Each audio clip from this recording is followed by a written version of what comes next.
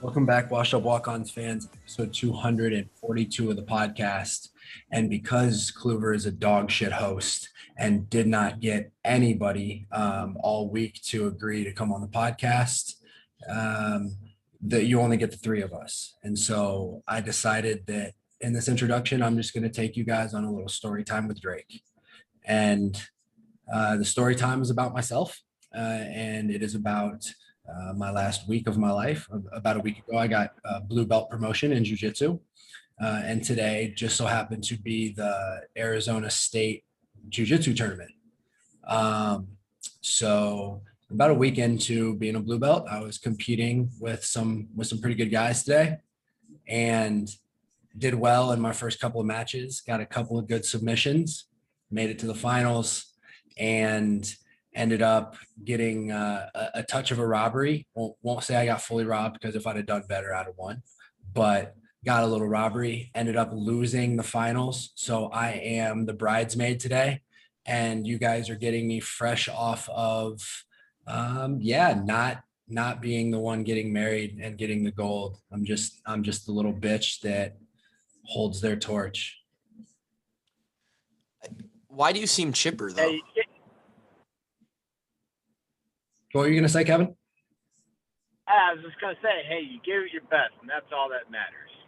I'm chipper because it doesn't really matter, man. Like, that doesn't mean I don't get to do jiu-jitsu anymore, right? I get to go and train jiu-jitsu tomorrow, and all of my coaches are still like happy to coach me. They're proud of me. My friends still like me.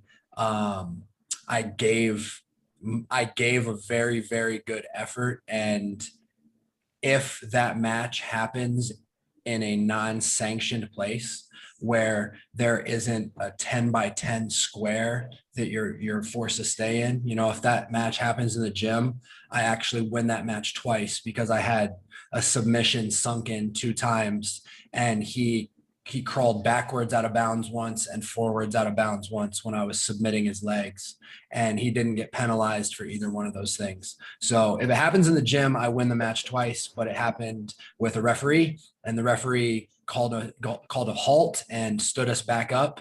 And I mean, the kid was a college wrestler. So when we're on our feet, I'm at a little bit of a disadvantage. When I am submitting his knee with a knee bar, I'm at a pretty good advantage. So got a touch robbed, but I don't really care. I still get to do jiu-jitsu.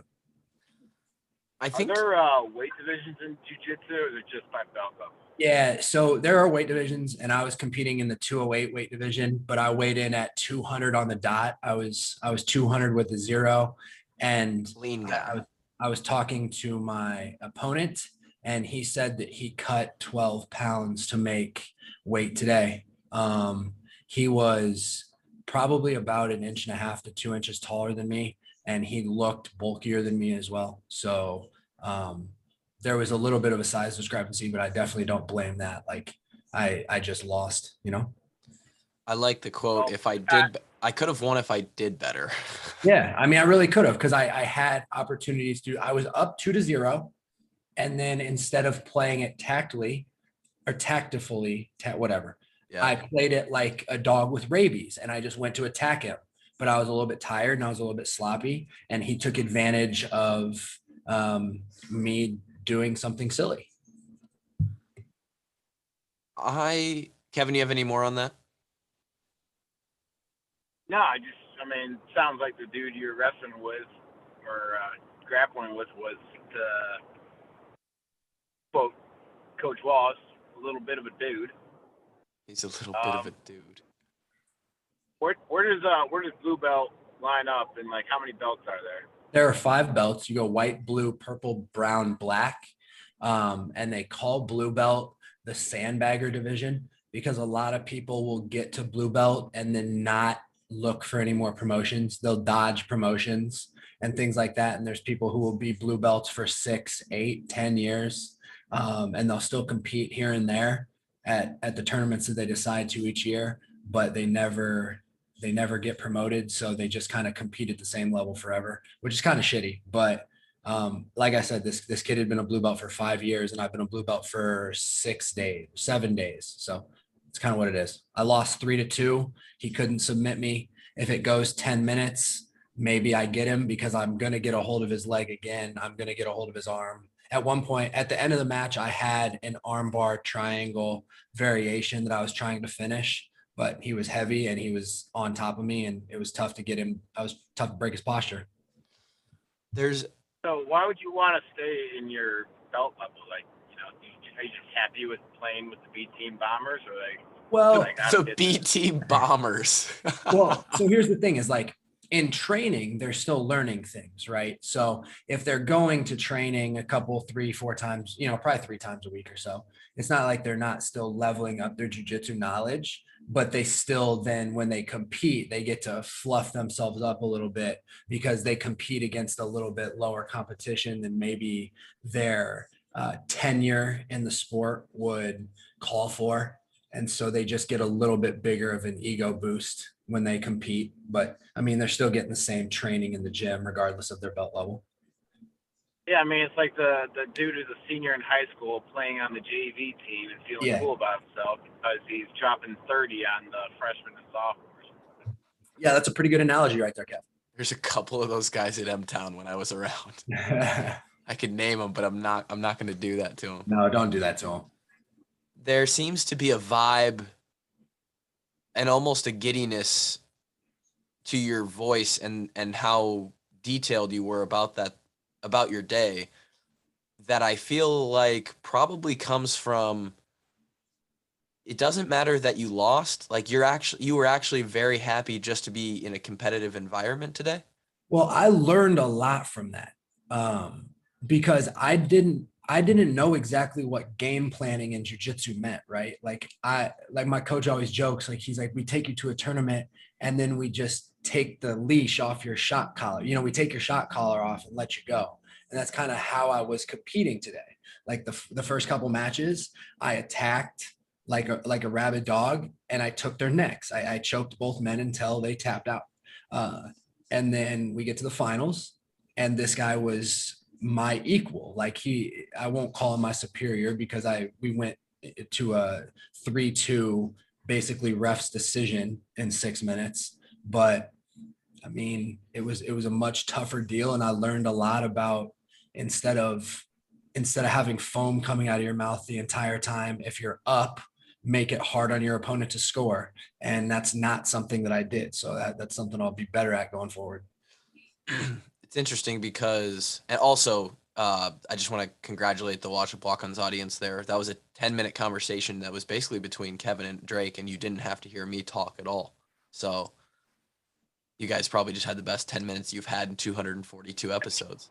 I want to get Kevin in the gym so bad, man. He would have so much fun, like, because he would immediately see how detailed this is and how fun it is and how quickly you can get better if you learn it. And he would be addicted so quickly. Yeah. Oh, dude, I told you, I'd love to get in the gym and work some jujitsu. I think post powerlifting, I'll probably start dabbling around and do some other forms of training. I'm telling you, there is a really good gym. I think my powerlifting days are numbered. We'll see. I like it. Why? Because your body hurts?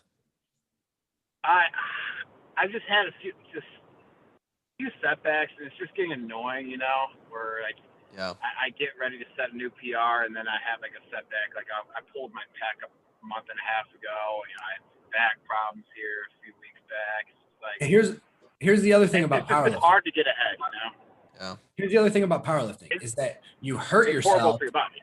You hurt yourself the entire time, only to then be in a position to get embarrassed in a fight because your balloon muscles aren't worth anything. And the skinny guy who works behind a desk is going to put you in a leg lock and pull your big hunking leg off in front of everybody. You know what I'm saying? Like powerlifting.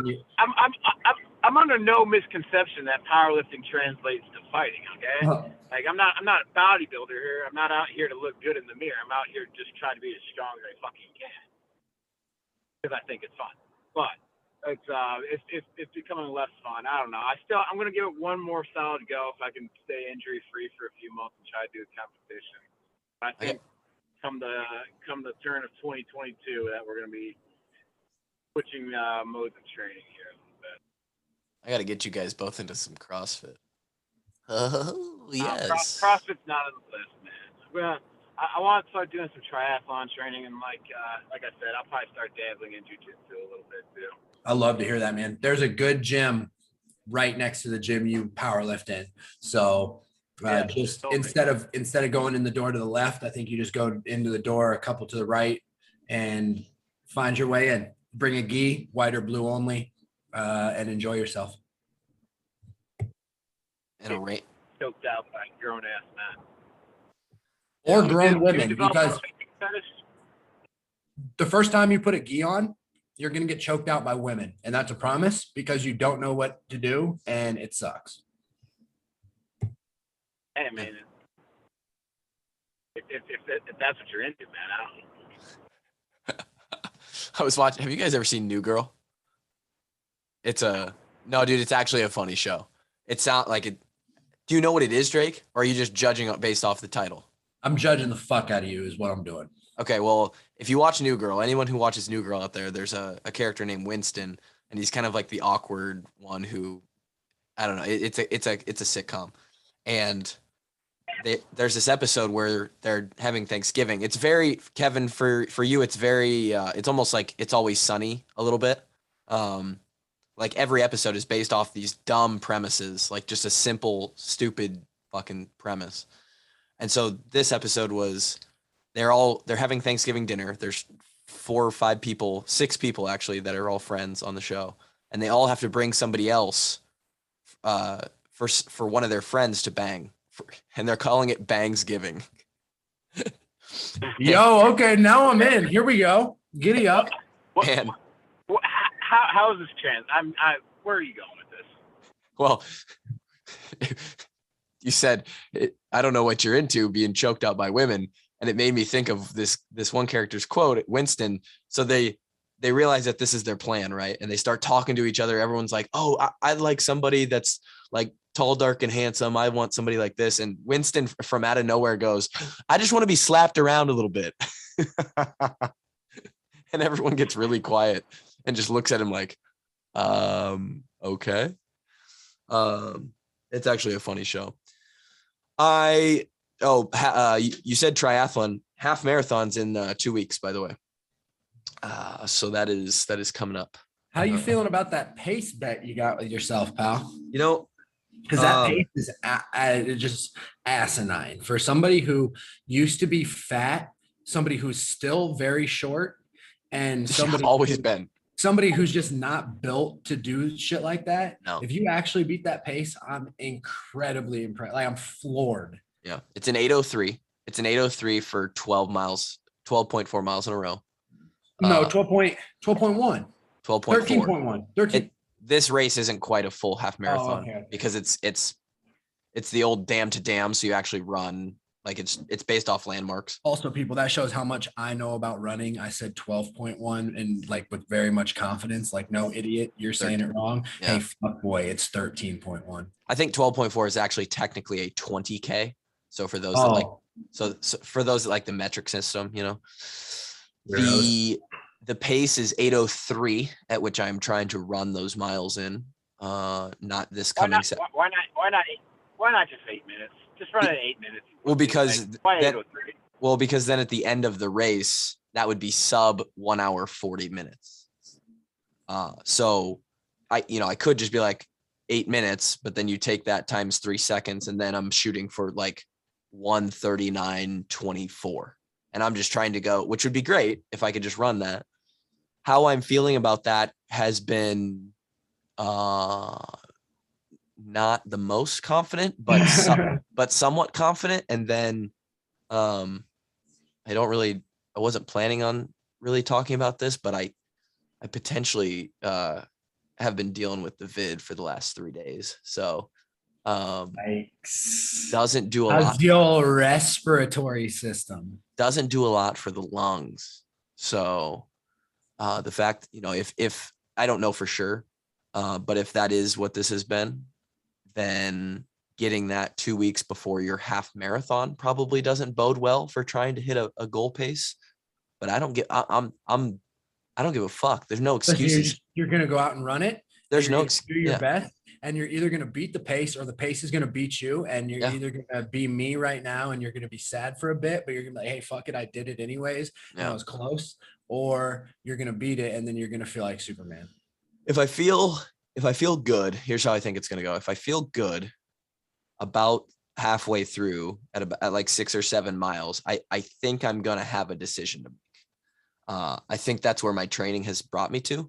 I think there's going to be a decision to make where I'm holding just above that pace, maybe 8:05, 8:10. And I have to, and it's starting to hurt, about 6, 7 in. And I have to actually put my head down and commit to a 40-minute sort of hell bath, and just go get it.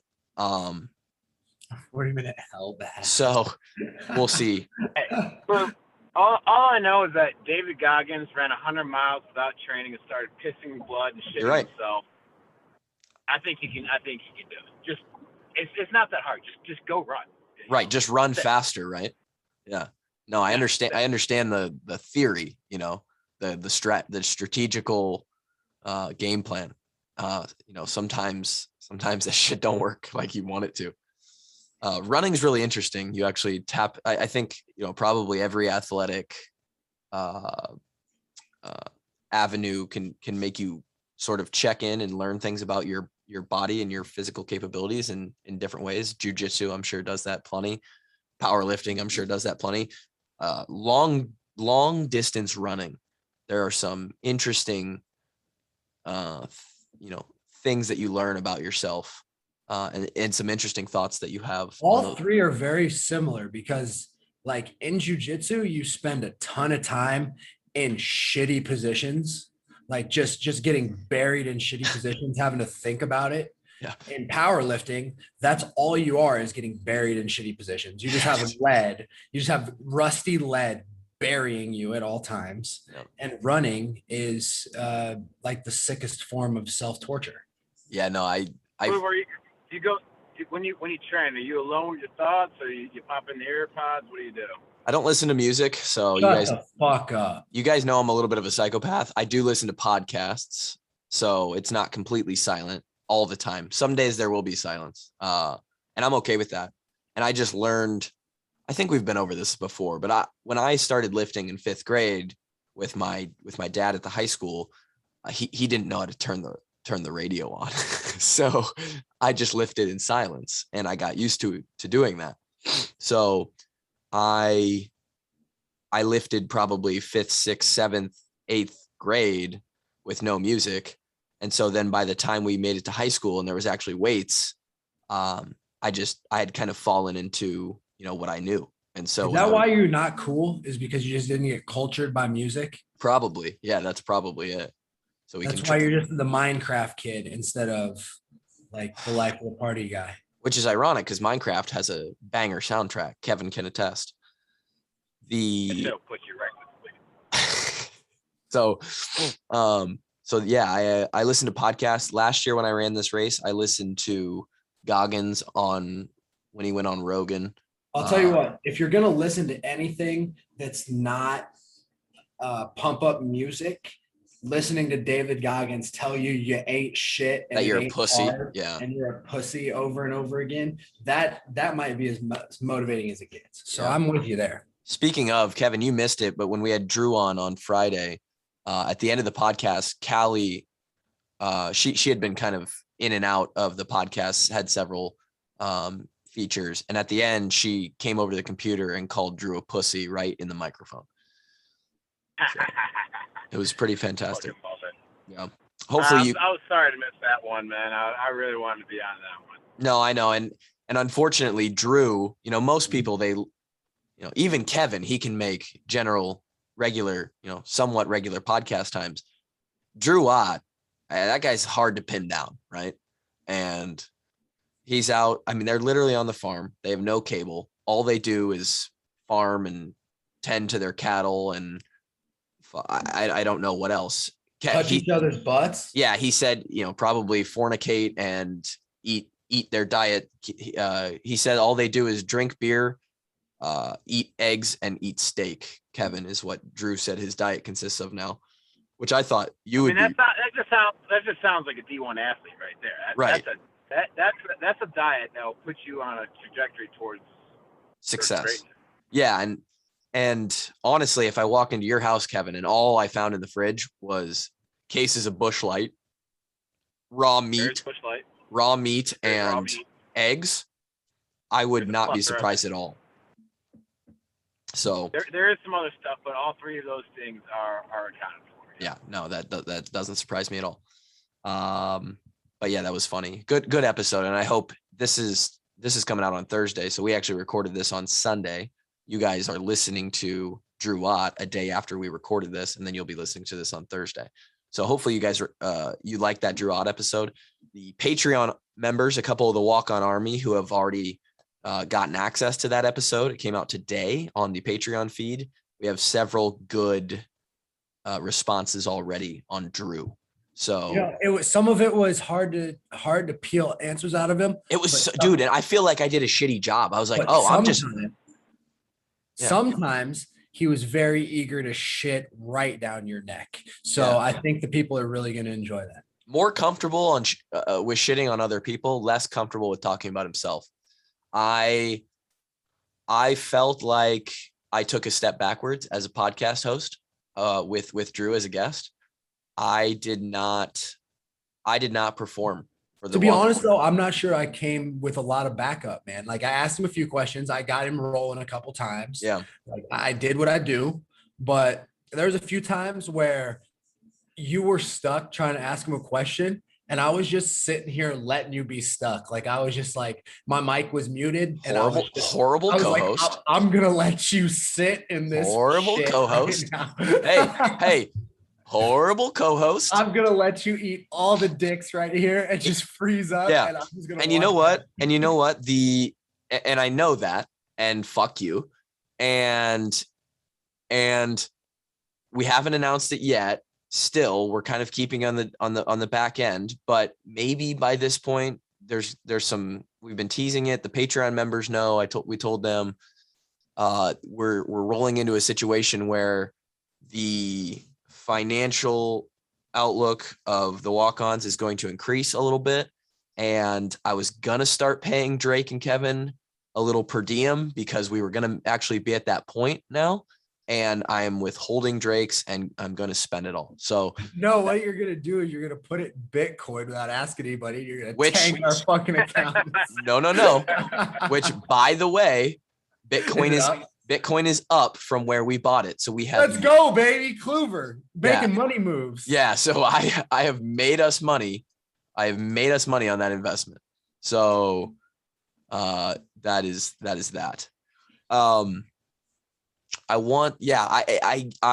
It's funny how I look at interviewing or talking to our friends now, because it was just talking to Drew, right? And Drew made it a very easy conversation. It was less interviewee.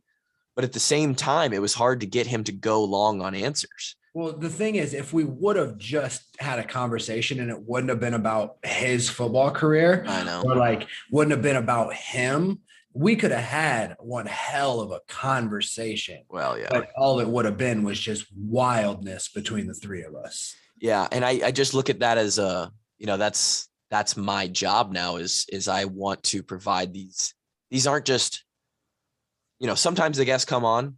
Nick Dimarco got crazy feedback because he's just so goddamn smart.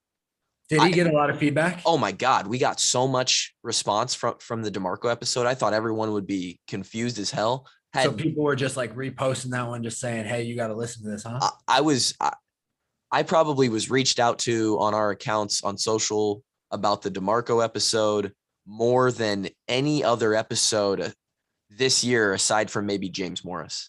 That's sweet, dude, because Yeah. Dimarco is one of my favorites. And that conversation was elite for people who are into strength conditioning. So if everybody got into it, that's even better. It was not just the people who are into strength conditioning. There were several of those, but there was a lot of people who were just like, hey, I've been lifting myself. And it was interesting to hear him give his take on what the best, Well, now just think if any of these people have kids, especially young kids, like any of our listeners that have kids, they listen to that Dimarco episode, they're gonna be like, okay, now when my kid is interested in getting into strength conditioning, I'm not just sitting there absolutely like, dead for answers, like completely out of their realm. They could have listened to a little bit, maybe then looked up on the internet, found out about a little bit of programming, things like that. So it's funny you bring up children too, is because one of the questions I saved for when we bring him back on is how he's going to approach sort of athletic development with his own kids. And I think that will be really, really eye-opening and really informative. And it's a purely selfish reason why I want to ask that question. But I think everybody with children who wants to get them into sports will benefit from it. So yeah, I mean, but back to why I brought him up, you bring on a guy like Dimarco or episodes like Gervais or the Paulson twins, where the guests just seem to, they're just that kind of person who creates an amazing episode.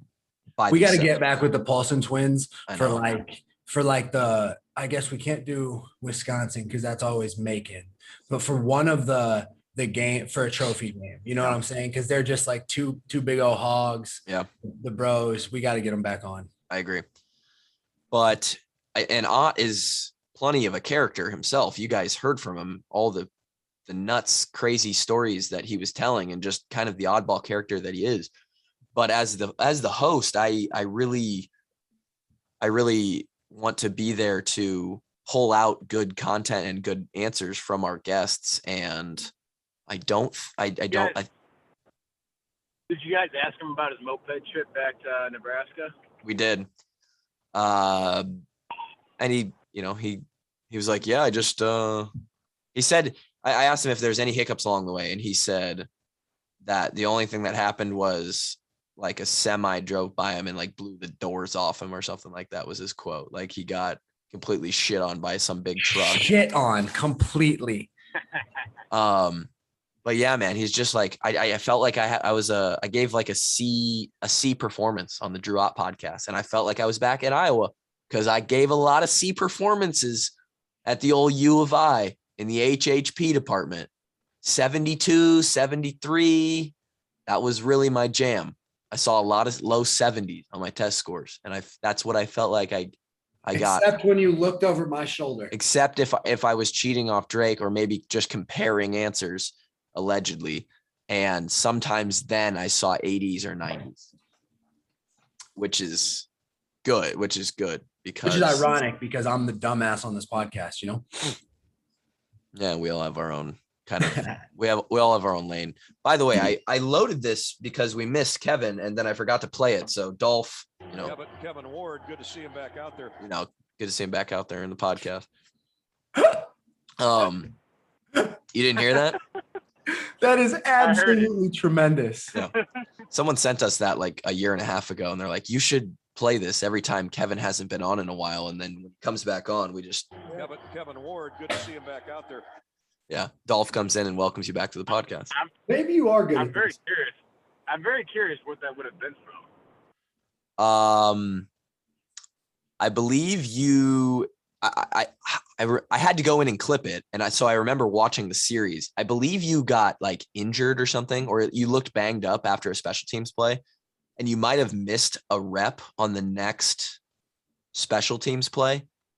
And they had noticed. And then 2 plays later, you were back out there. So Dolph was like, good to see Kevin Ward back out there or something like that. I don't know. Might have been. Was it the Ohio State game maybe? Seems like it would have been, yeah. That seems to jog my memory a little bit. But yeah, so I did want to mention one thing, and it's not to get, political or anything, and I don't follow any of this shit, but evidently we're pulling the troops from Afghanistan. Is that correct? Before I go any further. Troops pulled. Troops been getting pulled out, and actually the Taliban is now in control of the capital of Afghanistan. Yeah, I saw a crazy video of a bunch of the citizens of Afghanistan trying to flee, like just cars 10 wide on the roads trying to get out of the country. And you know, everyone's going to have their opinion on it. I'm not here to tell you whether that's right or wrong. What I do want to mention, because I know that we have a lot of service members that listen to our podcast, and a lot of you have reached out. Several of you have sent us like pictures of you overseas with the HBAM shirts, or just cool pictures of you flying a Hawkeye flag and telling us that you listen to the podcast, which is fucking amazing.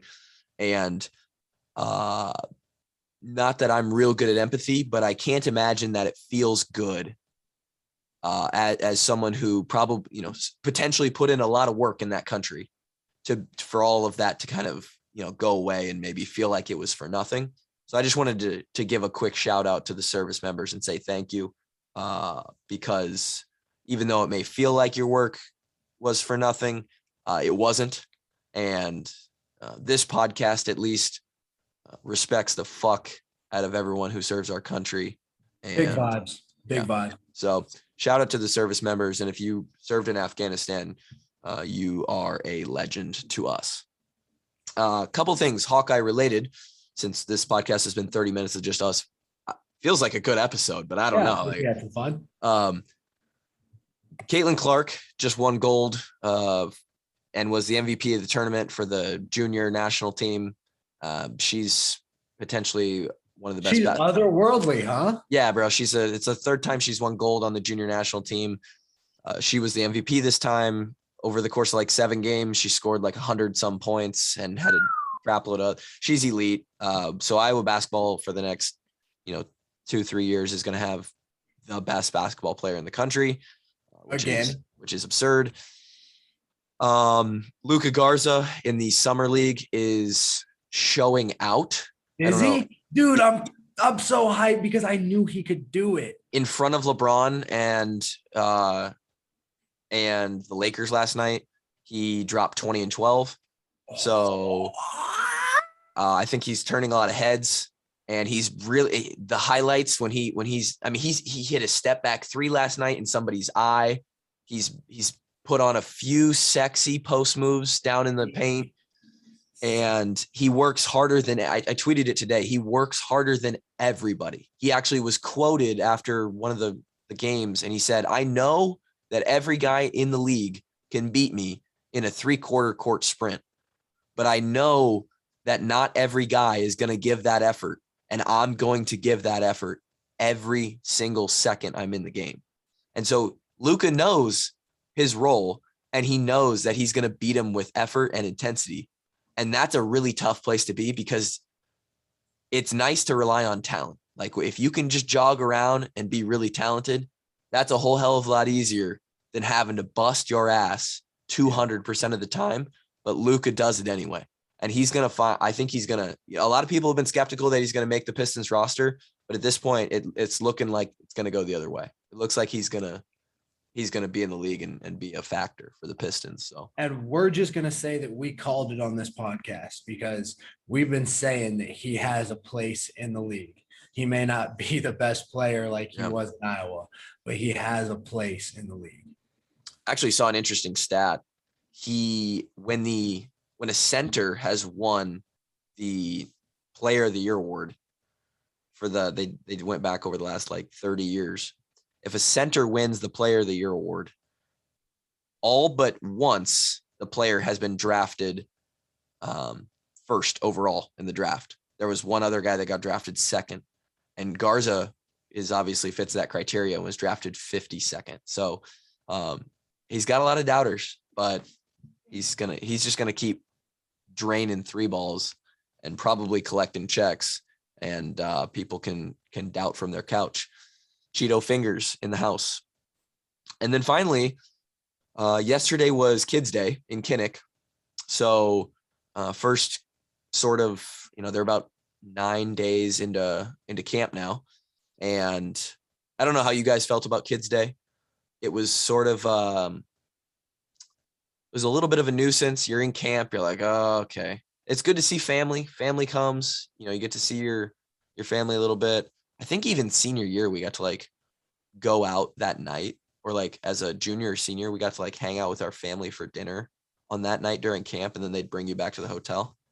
Am I right about that, or am I making that up? Yeah, as a senior, you're allowed to leave, and you don't have to come back until the next morning. Yeah, that was nice. That was real nice. But yeah, you always got the time afterwards to go get dinner with your family if you want to. Drake, do you want to check this man's privilege and tell him that Kids Day was actually a great day for actual football player? I did very much enjoy Kids Day because typically they were a little bit nicer to us. They threw the fullbacks the ball a couple times. They handed it to us a couple times. I didn't have to run nearly as many B plays as Macon did during those little showcase things. So I often quite enjoyed myself, actually. I feel the disrespect in Kevin's voice there, and I realize how that came off. I did not mean that the kids and the families, everybody that came out to watch Kids Day, are a nuisance. It's obviously great to go see those people and that's what you meant, Kevin. I thought you were talking about. No. I meant exactly what Drake was talking about. It's a lighter practice, and the scrimmages are awesome. It was a welcome day on the leg. Oh well, yeah, then. Check your privilege, bitch. Okay, well, fuck me then. Okay. It was more of a nuisance for specialists. I'll say that. Because one, it was in Kinnick, so we didn't have a lot of room. You have to. Yeah. More complaints out of the fucking special teams room. Whatever. So, sure. There's obviously I didn't go, but there was the main thing was the offense had a better day than the defense, which is rare. Ooh, Phil is pissed. So I want to know your guys' thoughts on that. And, usually the defense stays pretty ahead of the offense until you get to the season time and, the offense gets to start figuring things out. But Kevin, I'll let you give your opinion here. I think I got mine. I mean, I can't really. I wasn't there, didn't watch it, haven't seen any clips on Twitter or anything yet. That's just very surprising. Yeah, usually the defense is way ahead of the progression than the offense. I'd be curious to see or to ask how or why they got they had the upper hand. Was it they beat him on pass game, run game, or all around? Yeah, sounds like there was some explosive plays happening. Sounds like there was some of those 20 pluses happening. And here was my guess is that it's either one up front, the offensive line is much further ahead than they typically are, or maybe our defensive line is lacking a little bit just without knowing. That's my first guess. My second guess is that Spencer has a lot more control than he has in the past, feels much more comfortable with his offense and his weapons and his knowledge of how to flip things around and win. And that could be a very good thing. So if the offensive line's doing really good or Spencer's doing really good or a combination of both, that's a really good thing. If the defensive line's lacking a little bit, that might not be so great. Well, big plays can only result at the expense of the back end of the defense, which is a little bit concerning since that's our most experienced part of our defense. So, but if the quarterback has all day to sit in the pocket, then no defender can cover everybody for forever. Yeah. So the sentiment that that sentiment, Kevin, was echoed on social media for those that were responding to the reporters kind of talking about how this went. Some people were worried like, oh shit, this is supposed to be our best back seven in potential KF history. And why is that happening? Easy does it with that. Well, those are sort of the expectations with the experience we have. Think about Morris, Kirksey, Hitch, John Loudermilk, BJ Lowry. I mean, that's a pretty damn stacked back seven right there. I would say most people right now are expecting this year's back seven to be better than them. Clearly That better. makes that like actually makes my brain hurt a little bit. And if you think about what our back seven did in 2015, this is being talked about as potentially the best back seven in KF's history. This is crazy to me. Compared to like 2000 and I think when Bob was around. Rattle them off for me. I don't know who played in that. No. Right now, who's on the field right now? Rattle them off. So we've got. I know Jack Campbell and I know Dane Belton. We have Jack Campbell as our middle. Seth Benson. Seth Benson is Will. And Dane Belton as our cash. Kayvon Merriweather. Yep. Safety's got Kayvon Merriweather and Jack Kerner. Jack Kerner. And then you have corners. We got Riley Moss and Matt Hankins. A lot of experience there. A lot of talent too. So what you don't have is the Bob Sanders, the Desmond King, at least not yet, right? No Josh Jackson. I mean, there's some playmakers there, man. You're right, dude. And I'm not dissing these guys at all. I'm just if they're gonna have to prove something to have that label on them. I'm taken aback a little bit. Yeah. But with the experience and years under their belt that's coming back, Riley Moss this is going to be his fourth year getting playing time. I think Kerner's this is like his third year getting significant playing time. Dane Belton has gotten significant playing time. I mean, he's kind of a big time guy at that position. I think a lot of it is obviously Seth Benson has proved very trustworthy in his spot, and I think a lot of the hype with Campbell is his potential, and he just really has. I like the linebackers. Right. When it comes to, Hankins played with us. Dude, listen, man. Ben and Josie are both in the league making plays. Kirksey and Hitch are both in the league making plays. Morris is one of the best middle linebackers to ever play there. Josie Jewell is probably the best middle linebacker to ever play there. Like I know, but you're seeing it. King is a first team All-American. I know, but you're seeing this as before all this happens, right? So yeah, I am seeing it before it all happens. So Hankins go out and do it and prove me to just tell me to shut the fuck up. So what I see is I think Hankins and Merriweather are both very potentially NFL DBs, right? Jack Campbell, he could have Merriweather looks damn good in a uniform, dude. No homo. Dane Belton, I think he's going to be the next, the guy from Seattle. I can't remember his name right now, but as like a safety type. So you're talking about Cam Chancellor? Yeah. Like that's who he reminds me of. He's not that big, but he kind of plays like that. And so, all of these guys could be stalwarts in the league at some, you just don't know what's going to happen, but that's kind of what they're being looked at.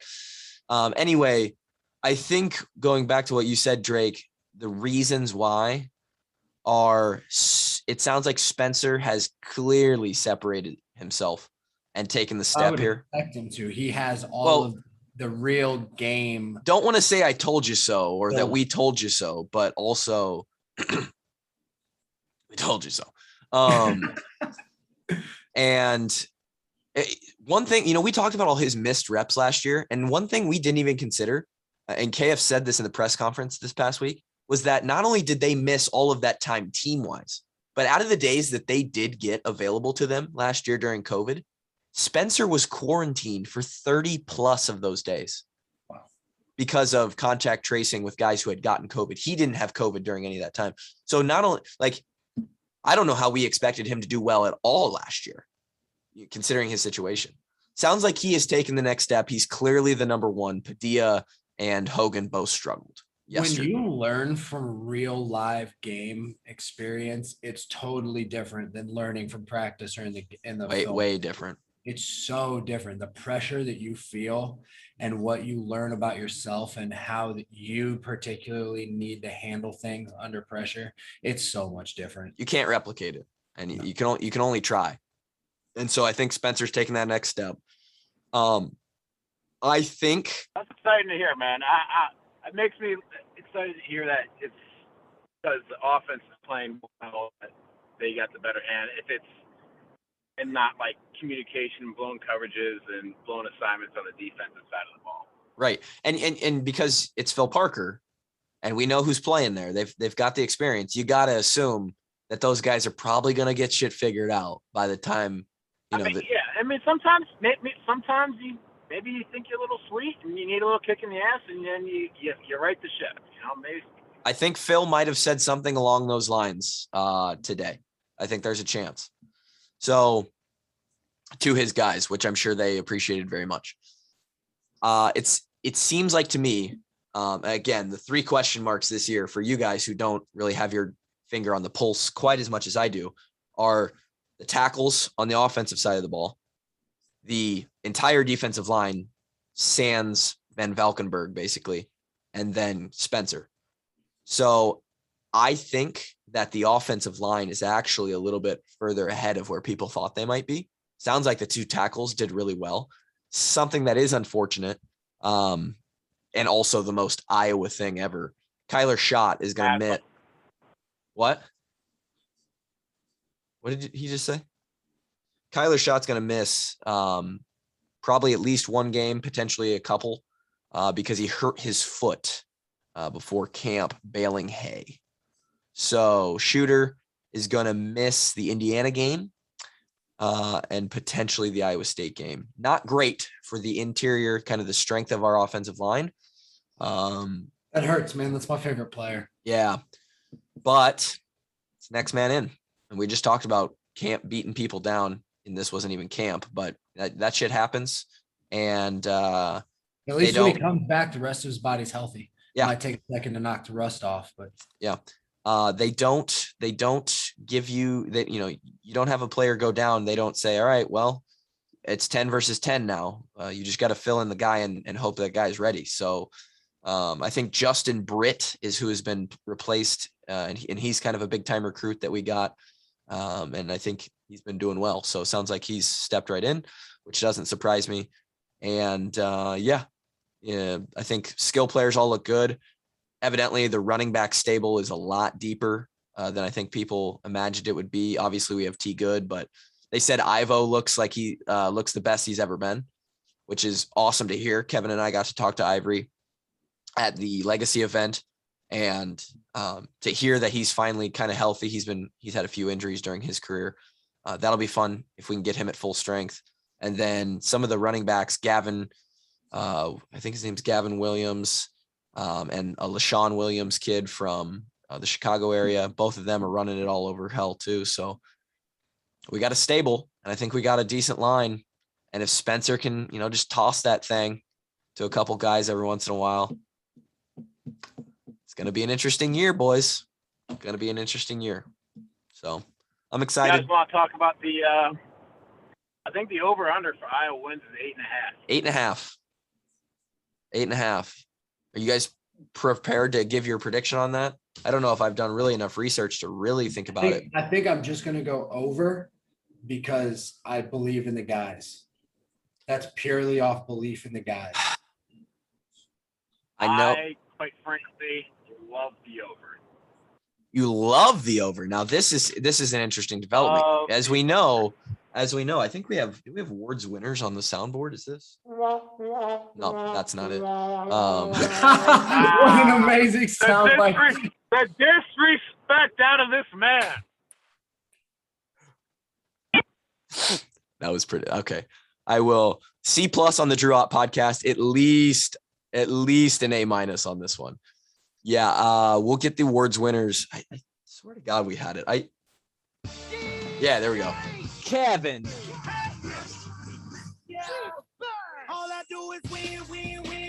Yeah. So the awards winners segment will be back this year in full force, obviously, and that's actually really exciting. I forgot how much fun we had picking games each week. But is it going to be back in full force? Because Kevin is in full force striker mode at all times. Oh, he's still gonna. You think Kevin's not gonna go dip his toe at Riverside?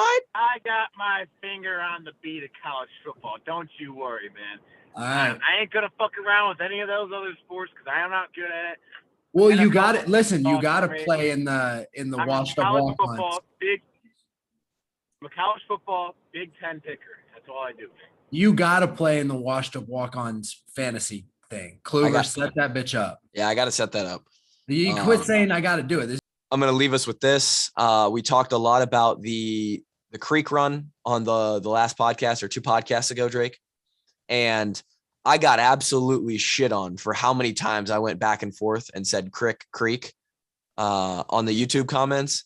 And I also was called a hick or a hillbilly like several times. So that is good.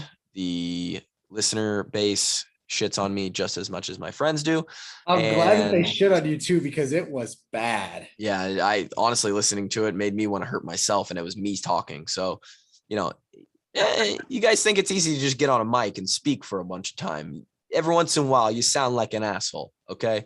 So that's all I got. 8.5. You guys both are going over. I look like a real McAsshole if I go under, so I'm going over. And life is way too short to bet the under. If you're betting the under, hoping the Iowa Hawkeyes are going to lose, go fuck yourself. Yeah. Man. Those first 2 games make this a lot tougher than a normal year. But, man. Look past those first 2 games, though, man. I know. It could be fuck, I don't know. If we go 1-1, I mean, they could fucking lose both those games and still win 10. I guarantee the over.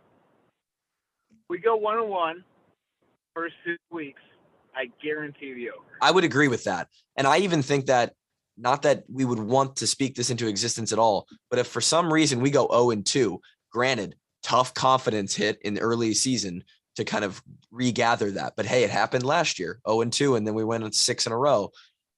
There's all the potential in the world to go 0-2 and then run it 10-2 for the season. Like I think this is that kind of team.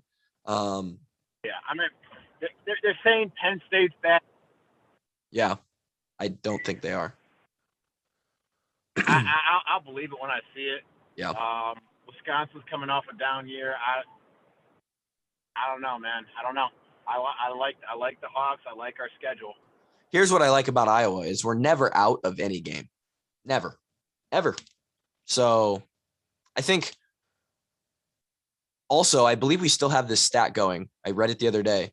We have not given up more than 25 points since sometime in 2018. Wild stat. Like some 30 games in a row. We have not given up more than 25 points. So though it's going to be in jeopardy the first couple weeks, but that's why Phil makes $1 million. And that's also why we have so much confidence in the Hawks, man. Defense wins championships and defense wins overs.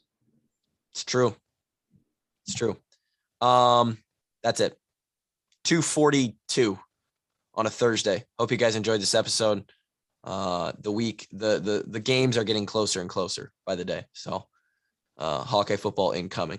2:42. Peace.